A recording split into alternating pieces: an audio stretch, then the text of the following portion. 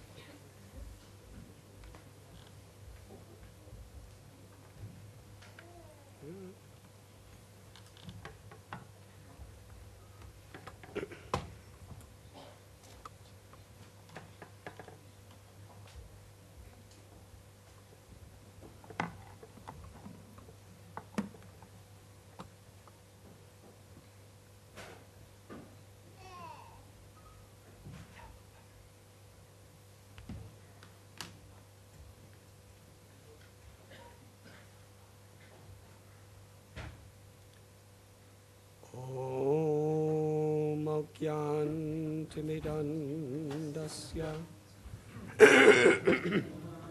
Jnananjanashalakaya Chakshurumilitam jena Tasmai Sri Gurave Namaha Sri Chaitanya Manobhishtam Sthapitam Yena Bhutale Swayam Rupa Kadamadyam Dadati Svapadantikam Vandeham Sri Guru Sri Juta Padakamalam Sri Guru Vaishnavamscha Sri Rupam Sakrichatam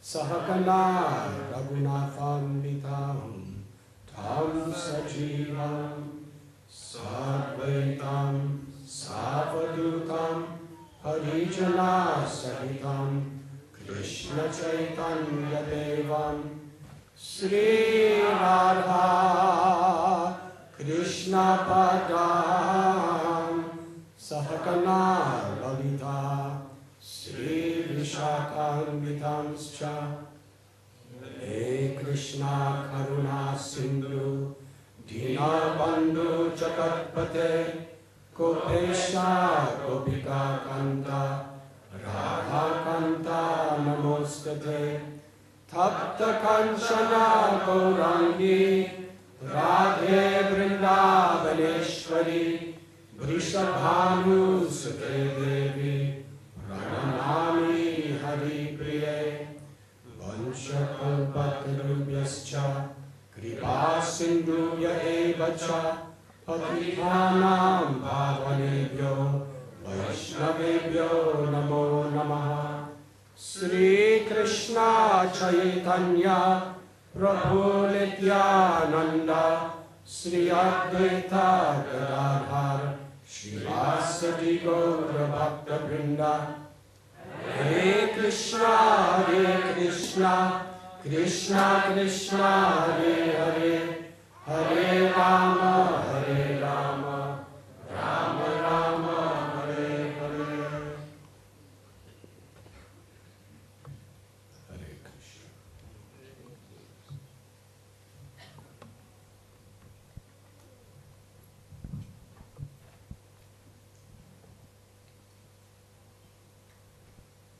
There is no place in Lord Brahma's creation I would rather be at this moment than here with you.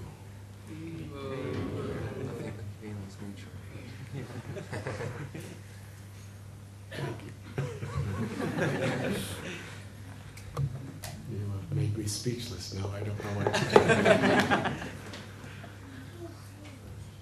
Thank you very much for coming. Our very dear Kapila Prabhu was bringing us remembrance of the Kuli Mela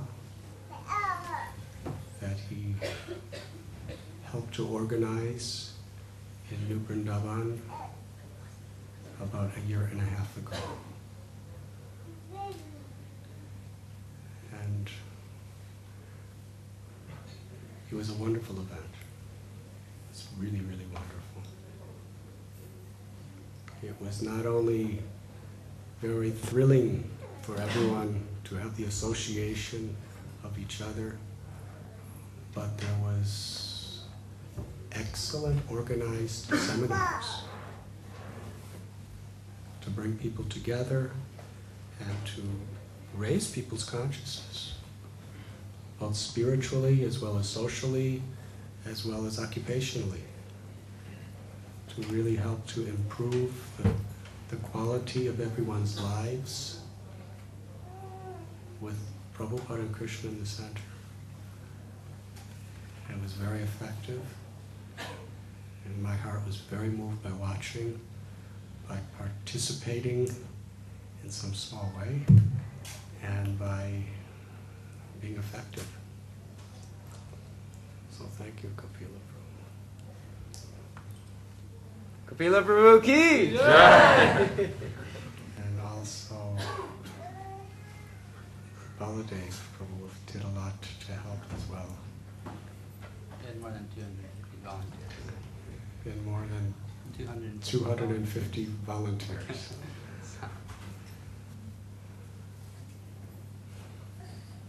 One of the special features of that Kuli Mela for me was seeing a very senior godbrother of mine come back to New Vrindavan for the first time since 1970. 70, I think 70 or 7. Yeah. And that was Shyam Sunder Prabhu, who was one of the 6 devotees who established Lord Chaitanya Mahaprabhu's mission here in London. He was there for a very famous meeting of the original GBCs that Prabhupada established. One of the first GBC meetings that were ever held was there, in a little A-frame, way, way up on top of a mountain. I think it was 69 or 70 something. And he hadn't been back since, but he loves the youth of Krishna consciousness so much that when he was invited, there was no, even though he was not in good health, he had to come. And he gave a wonderful seminar on trying to reach the influential people of society with bhakti. He was a powerful example in his own life. Driving here today with our very beloved, exalted President, Gauri Prabhu, he was telling me how they're just finalizing the plans for the George Harrison garden, and he believes it will be complete in 2008. Maybe it's supposed to be officially announced and I'm not supposed to say anything. But I already said it. He didn't tell me not to say it. Well, George Harrison, Prabhu gave us this Bhaktivedanta manner. He gave the whole world Krishna book. And he gave millions of people throughout the world the Hare Krishna mantra through his songs, his recordings. And Prabhupada loved him so much. When Prabhupada was in his last weeks in Vrindavan, he took a ring off of his finger and told, I believe it was Tamal Krishna Goswami Maharaj, please give this to George. Tell him how much I love him and how much I'm grateful to you. For Prabhupada to remembering somebody so specially in his last days is very significant. He did great service. It was Shyam Sunder Prabhu who was the principal instrument of Srila Prabhupada to reach his heart and to inspire him to meet Prabhupada, to take seriously the message of Prabhupada, and to inspire others to do the same.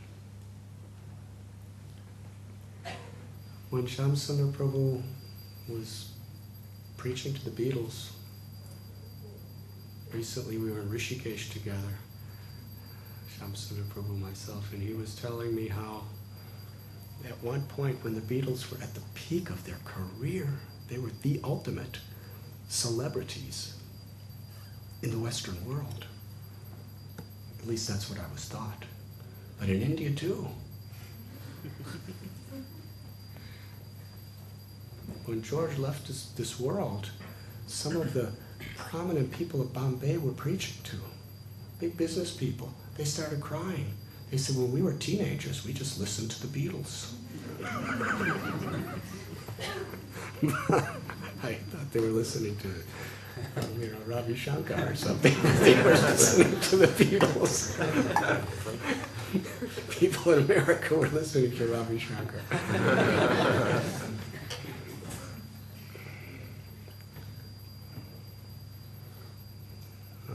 But when they were at the peak and nobody could get near them, Shyam Sunder Prabhu was telling that George brought all the other Beatles into a private room in Apple Records studios, locked the doors so they couldn't be disturbed by anyone else, and had them all sit in a circle around, not a circle, but just in a little semicircle around Shyam Sunder.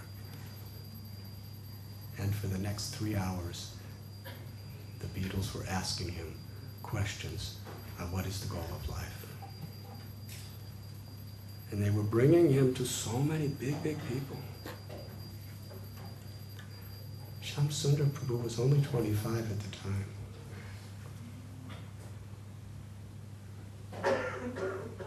Sometimes we think, yes, he was an old, wise man. What is your age now, Bimala Prabhu? 26. 26. So you are an old, wise man.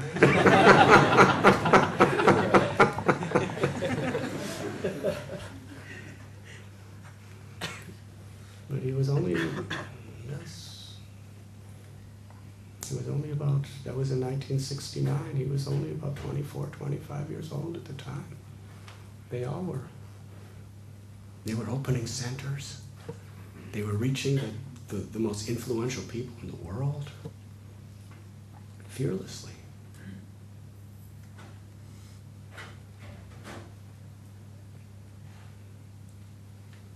Prahlad Maharaj, he taught, now that you're 5 years old, don't delay.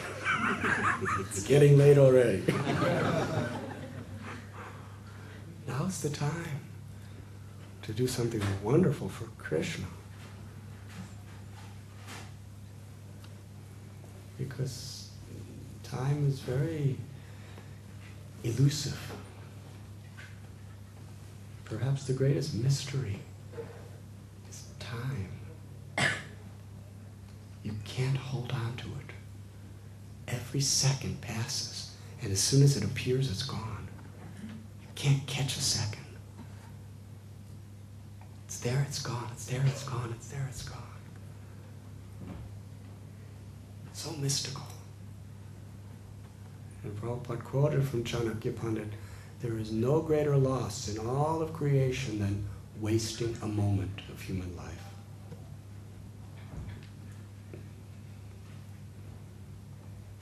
And one of the greatest blessings of your life is youth. Because there's such effulgent energy when you're young. And many of the greatest heroes in world history, they did the greatest things when they were young. Some of the Leonardo, Michelangelo, I just came from Rome. See the masterpieces that they created when they were in their 20s. You know, they kept going, but some of their greatest masterpieces when they were teens and 20s. Some of the greatest music was composed and presented by people very young.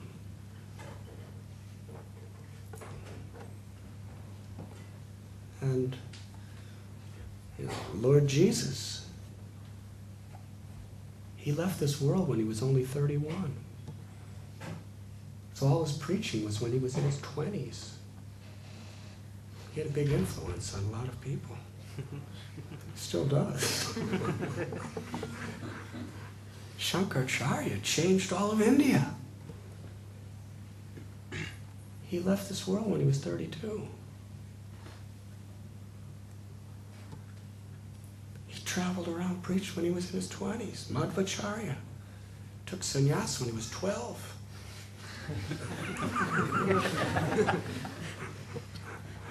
Went up to Bhadrik Ashram, defeated all the greatest pandits in the world. By the time he was 25 years old, he had thousands and thousands of disciples.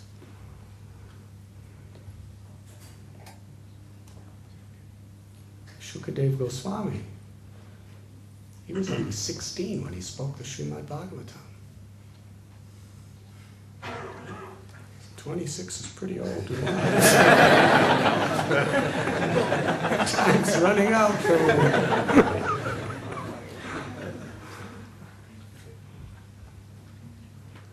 Yes, so many great things are done when people have inspiration, enthusiasm, and conviction. So no, we should not wait when I get old, then I can actually do something great. What happens is when you get old, you think, I could have done it when I was young. But now, the seconds, the minutes, the hours, the days, the weeks, the months, the years, the decades, they're gone. And you can't bring them back. Srila Prabhupada inspired these young people with such enthusiasm. Yes, so Shyam Sunder Prabhu, now he's about 65 years old. And he was remembering what he was doing when he was about 25. And how he made that mantra rock dance along with Mukunda Maharaj and others, and brought in the most influential people of California. Then he came here to London, and when he was in that room with the Beatles, please understand, he was only about, I think, 24. 24 years old. He didn't have what we have. He was only a devotee for about a year or two. He joined in 68, end of 67, now it's 69. He was only a devotee. He only knew that Krishna existed for a year and a half. Yes? And there was only one book. The Prabhupada's old Srimad Bhagavatams that were printed in India. that were very hard for Western people to understand because they weren't edited in a Western style yet. And he was so busy serving, he hardly had time to read them. Yes? But he did.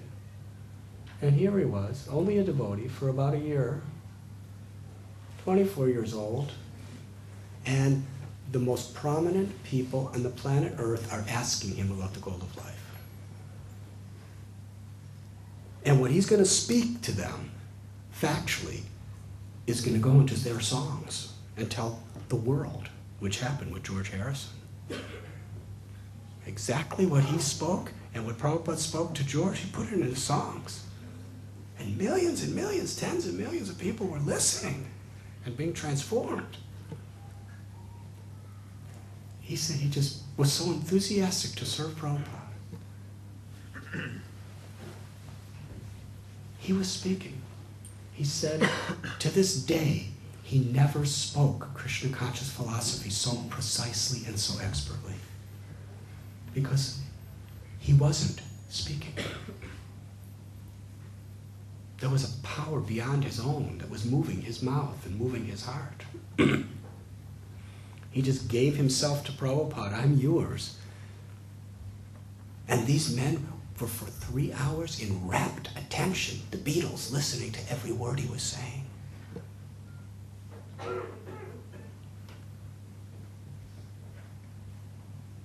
Now, all of us, some of us are born devotees.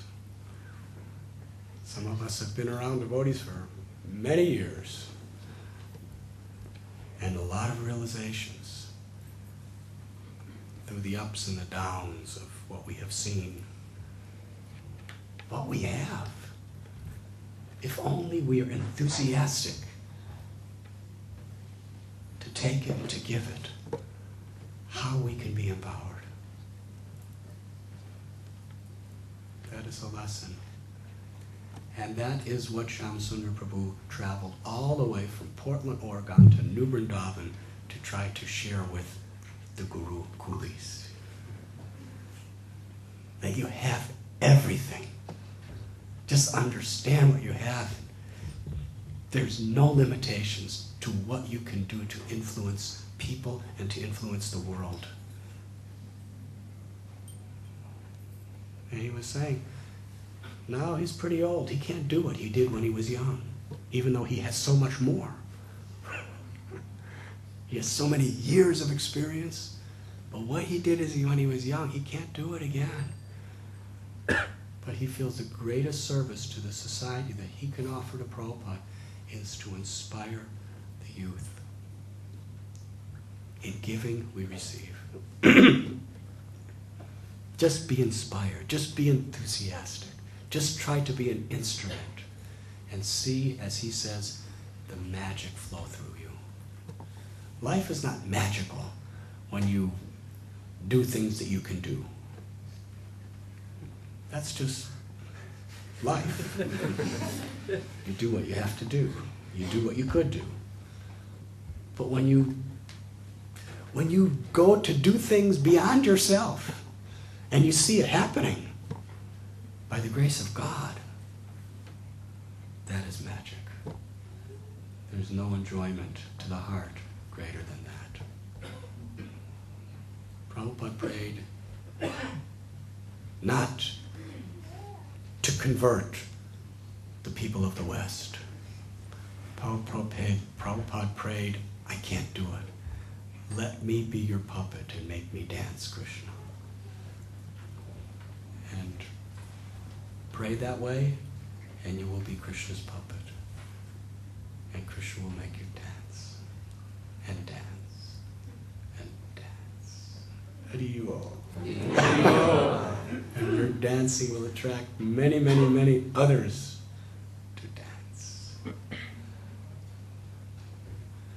I want to share with you a very beautiful experience that I recently witnessed. Shyam Sunder Prabhu. He has had for over 40 years hepatitis C, incurable disease, from before he was a devotee. You know that beautiful story about him and Prabhupada?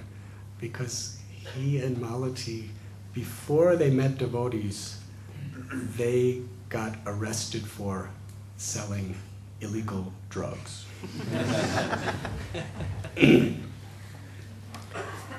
And after they became devotees, and were following the regular principles, no illicit sex, no intoxication, no gambling, no meat eating, they were chanting 16 rounds, they were fully dedicated to Srila Prabhupada and Chaitanya Mahaprabhu's mission, then they go to court.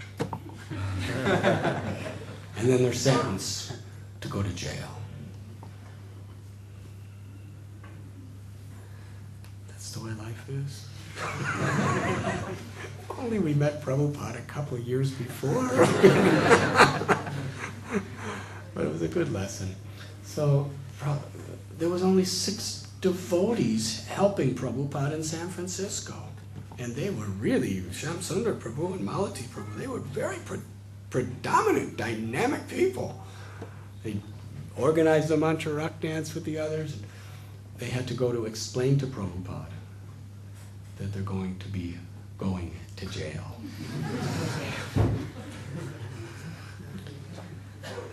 And they were sentenced for many years. You know, they had to tell their guru they were initiated disciples. And they were just praying they could tell him as little as possible. Because they knew Prabhupada didn't like drugs and all that stuff. So they go in and they said, Prabhupada,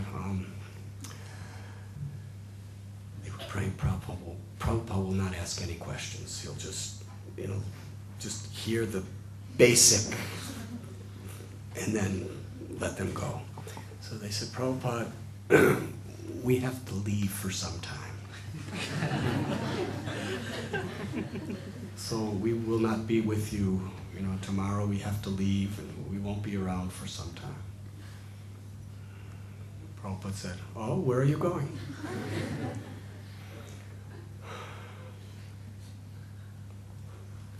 He said, Prabhupada, we're going to jail. Prabhupada saw they were really in anxiety. So Prabhupada tried to make them feel nice. He said, oh, nice. Krishna was born in jail.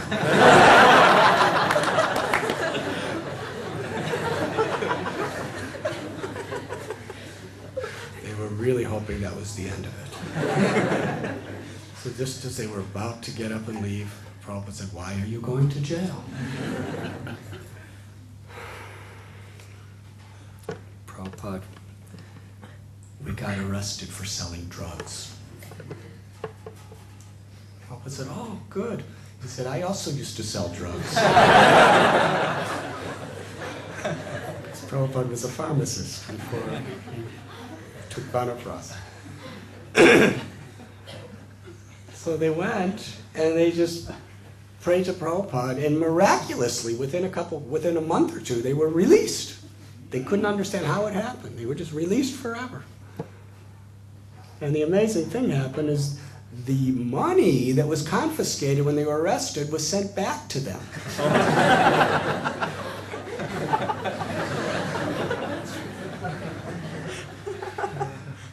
And he took that money because by that time they were already planning to go to London.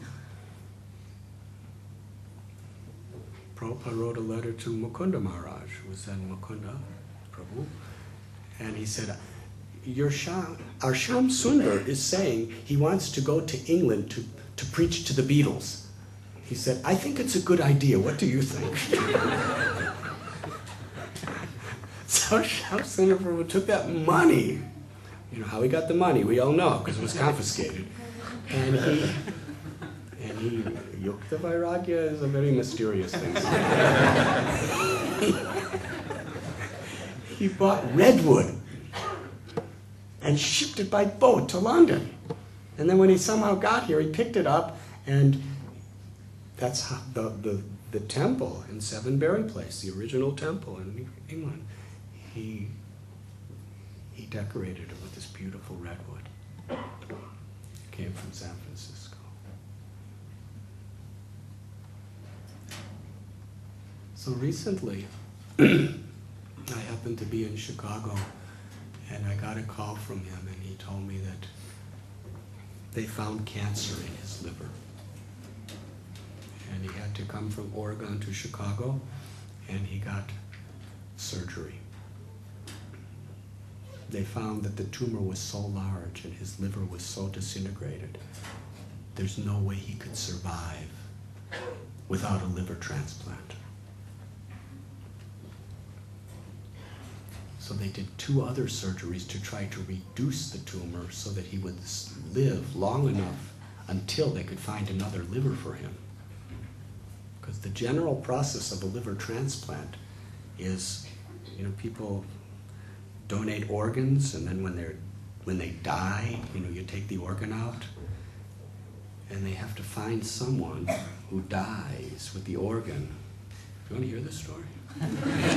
It's a good story, actually. You just be patient. You've got about 2 minutes.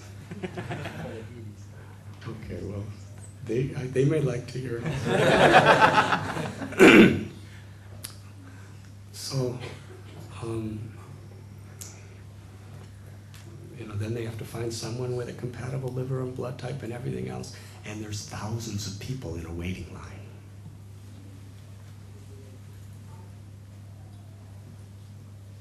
So it was interesting. I was in Seattle, Washington, with Malati Prabhu and Janaki Prabhu, the first initiated lady of ISKCON.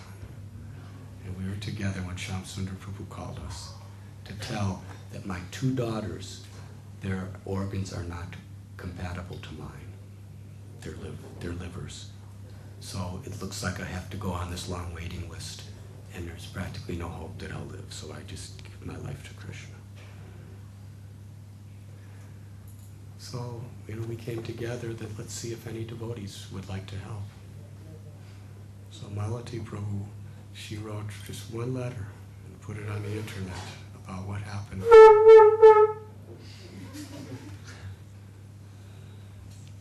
I will end real soon, but not that soon.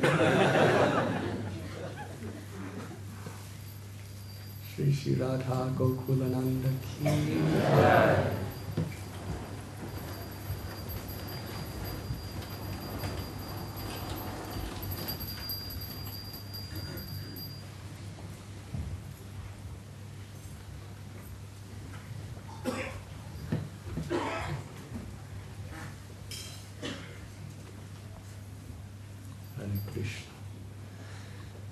Shyam Sunder Prabhu, we have so much debt to those 6 devotees, including him, because he cultivated George donated Bhaktivedanta matter. There's a very intimate connection. So, Malati Prabhu sent this one mail out, asking if anybody would like to assist in this mission. It's not an easy thing. To donate half of your liver. I'm going to get into a little medical kata now. The way it works, Shyam Sunder Prabhu told me this living donor process was begun at the University of Chicago Medical Center. They're the most experienced in doing it, those doctors there. They cut you open, and they cut out half your liver, and they put it in the other person. And in about 9 weeks, your liver grows to its full size again. But it's a serious surgery. It's a 7-hour surgery minimum. Not too many people want to go through such a major surgery. And there's a lot of risks, in those 9 weeks while your liver's growing back, your body doesn't have a liver. So it's not a full, so you're subjected to so many dangers. You're putting your life on the line. Now, the University of Chicago Medical Center, they have never seen anyone outside of an immediate relative that is willing to go through that major surgery and donate their liver to another person. It's usually a son, a daughter, in very isolated cases, a brother or a sister.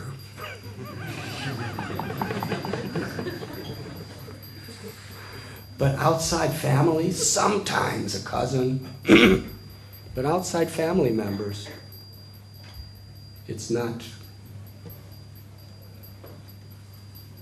part of reality. The medical center were totally bewildered. They didn't know what is happening. They received 35 phone calls from people from all over the world who are volunteering to donate their livers to Shyam Sunder. People from England, yes, one brahmachari.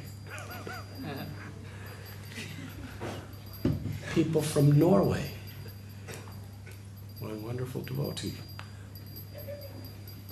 3 people from Italy called. One is a Gurukuli. Do you know Madhavananda Prabhu, Chittarupini's son? He's 20 years old. He seriously was like enthusiastic to donate his liver. And another was a 50-year-old Italian Vaishnava from Venice. There were people from Africa, from India, from Australia. The hospital, what's happening? They called up Shyam Sunder Prabhu. They asked, "Who are you?"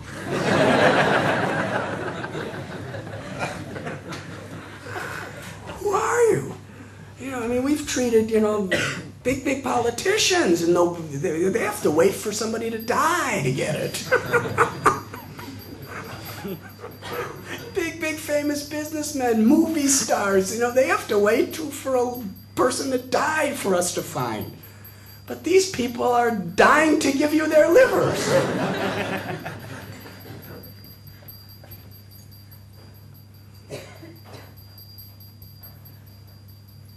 My realization is Srila Prabhupada's movement, the Hare Krishna movement, has gone through a lot of ups and downs. It's had its tremendous successes. It's had its sorrowful tragedies. But still, through it all, where do we find a society like this? Where do we find such a family of people who are really willing to put themselves on the line? And it's not like Shyam Sunder. He's not a guru or a GBC person or a temple president. He doesn't even have any money. You don't get paid for giving the liver. It's a donation. They're doing it. Whoever's going to do it is going to do it unconditionally. Because they want to show their love for someone who loves Prabhupada.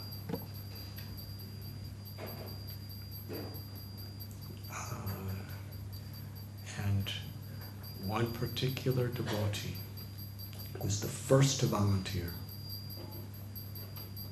He's from the Radha Gopinath temple in Chowpatty, Bombay. He happened to be in America doing some work. And when he heard about it, he immediately volunteered. Now, just to qualify yourself, you have to go through all kinds of hellish conditions.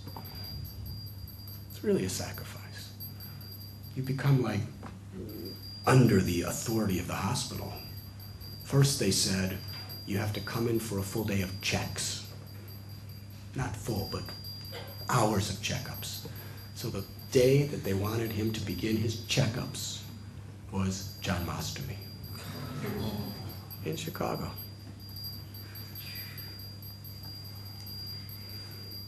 I was in Alachua with the Guru Kulis the night before, actually, just a few days before. And I went to Chicago because I wanted to encourage that devotee, just to show my appreciation for what he was doing. Great sacrifice.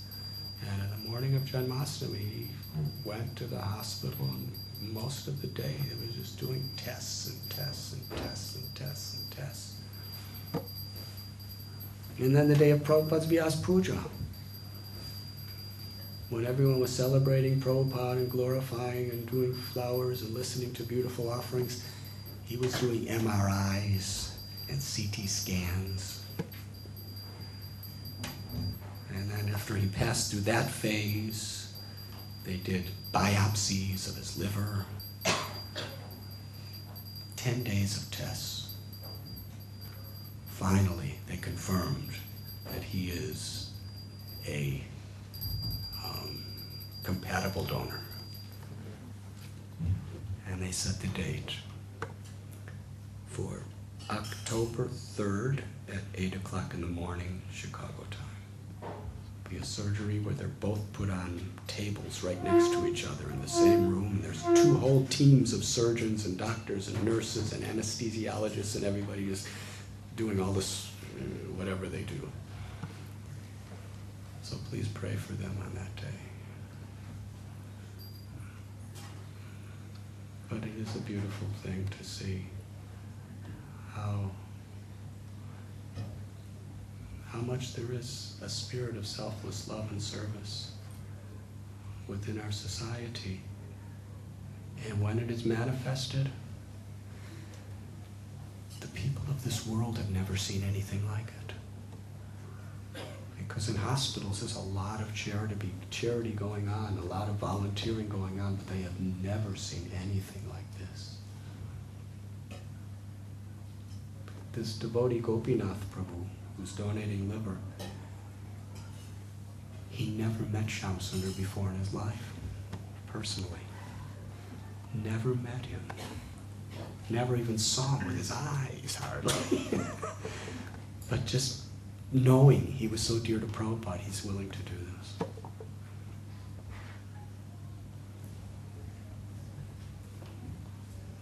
I think this is a beautiful example. It gives us faith, gives us hope, and it also gives us a standard that we should all really appreciate and try to imbibe in our own lives in whatever little ways we can, or big ways we can. At one point, Shyam Sunder Prabhu, after having 3 major surgeries in 4 days, he told me on the phone, he said, what am I doing all this for? It's just so much easier to die. Why should I go through all this? And this whole liver transplant is a major surgery with at least 9 weeks recovery time for both people. Do I really want to go through this again? I said, Shyam Sunder Prabhu, you haven't written your book about your memories of Prabhupada yet. You owe it to Prabhupada. You owe it to the world. I know it's hard to live through all this stuff. It's easy to die. We know Prabhupada's going to take you somewhere where he is. But to stay in this world, that's the struggle. But for the rest of us, go through this immense sacrifice so that you could write your book. And the rest of your days, give them to Srila Prabhupada and to the Vaishnavas and to the world. He said, yes, I'll go through with this. He said, how could I take the liver of another person and live with myself? That this person is going to suffer so much just for me. I said, I can't do it.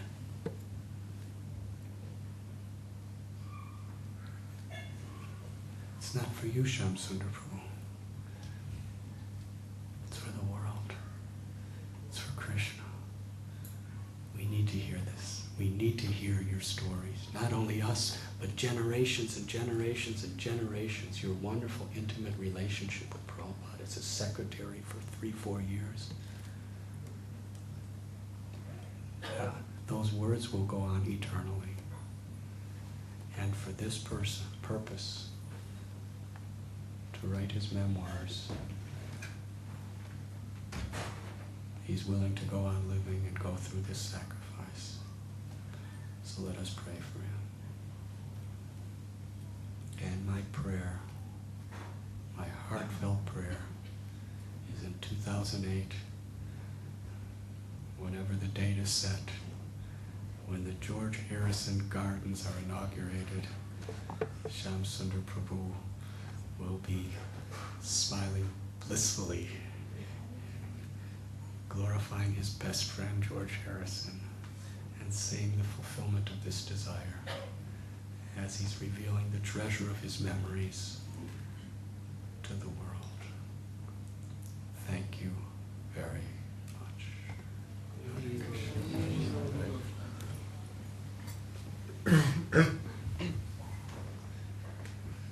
Should we have kirtan?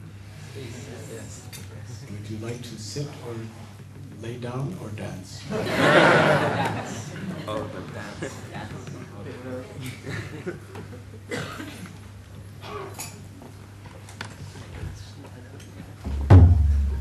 One moment, please.